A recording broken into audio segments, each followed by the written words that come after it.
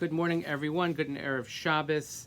Today is Friday, July 31st, the last day of July. I can't believe it's August already. I hope that everyone had a meaningful Tisha B'Av, and I know that the crowd that we had in Shul, both in person and on Zoom, were quite formidable, and I thank everybody for participating. And I think that given the circumstances, we were able to make Tisha B'Av quite meaningful, and perhaps more meaningful is that now I was able to shave this morning and look like a human being again. Please make sure that you contribute and take part of our virtual journal, which is still ongoing, as we will have our live event at some point in the near future, God willing. But for the time being, we have our ability to help support your shul in our biggest fundraiser of the year, and to pay tribute to Barbara and Andy Hutter and to all of their contributions to our congregation since the very beginning, and to give thanks to Yoni Glatt. Next Tuesday, the notice will go out shortly, but next Tuesday we'll be having our congregational meeting. It will take place via Zoom. A number of things we're going to cover there, including our election for the new presidents that are coming in, and also introduction of our new rabbinic couple, Rabbi Isaac and Yael Bernstein, who will be moving here to Livingston on Sunday and beginning their work at Eitz Chaim in the capacity of assistant rabbi, directors of community engagement. We will get to meet them in person, those that have not yet met them, and also we'll have the opportunity to introduce you to our new youth directors, to Miriam and Jacob Schwartz, who are also, will be moving to Livingston in a few weeks, and you'll get to meet them as well in person. This is a very exciting new chapter for us here at Shul, and we'll also cover the latest updates on what's doing for the Yamim Noraim.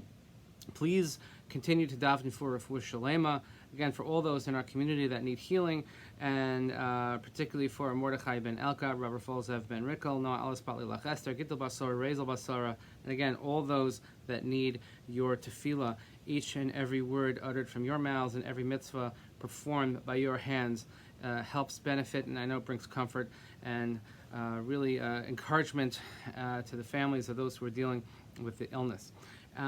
The video today and our pre-Shabbat Nachamu Dvar Torah and message is sponsored today by Etty Steinberg and Michael Friedman. Today, this morning, we just had the privilege, you'll see the pictures that James put on tefillin. His bar mitzvah is coming up soon in the fall, right after Rosh Hashanah Yom Kippur and Sukkot. And he put on tefillin today for the first time, so we had a wonderful celebration. Mazel tov to you, and this message is in your honor. Now, normally, I guess Shabbos Nachamu, we would be heading up to Grossinger's for a singles weekend of some sort. If those remember what A, Grossinger's is, and B, what a singles weekend is. But neither of those really exist so much anymore. But we come on the heels of Tisha B'Av, and the Shabbos has its name, like we talked about last week, how the Shabbos has the name Chazon because of the Haftorah. This week, the Shabbos also has its name because of the Haftorah, because we say Nachamu, Nachamu Ami. It's consolation. Now, what's interesting to note is that when we had the weeks leading up to Tisha B'Av, we had three Haftorahs were called Shlosha de Puranusa, three Haftorahs of destruction or of punishment.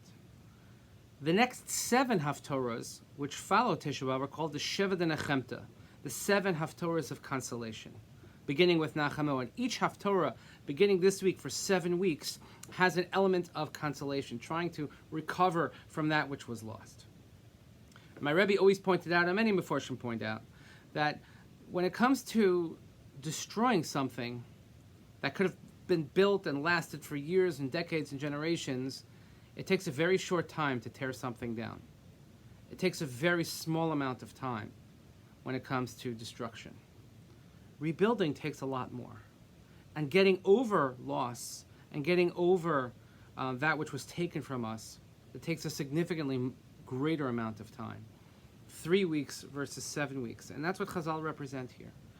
And I think that when we talk about, let's say, a boy becoming bar mitzvah, and in the stages of bar mitzvah, to forget everything that you've learned is very easy. It takes a very short amount of time. But to take that which you have learned and to build upon it, it's stages. And it takes a longer period of time to acclimate oneself. Well, first thing I do is I get my tefillin. And the next thing I do is I put them on. And then the next thing I know is I have my bar mitzvah. And then I have to keep putting them on day after day after day. Because the bar mitzvah is not the end of a stage. It's merely another station in a series of stations along one's life.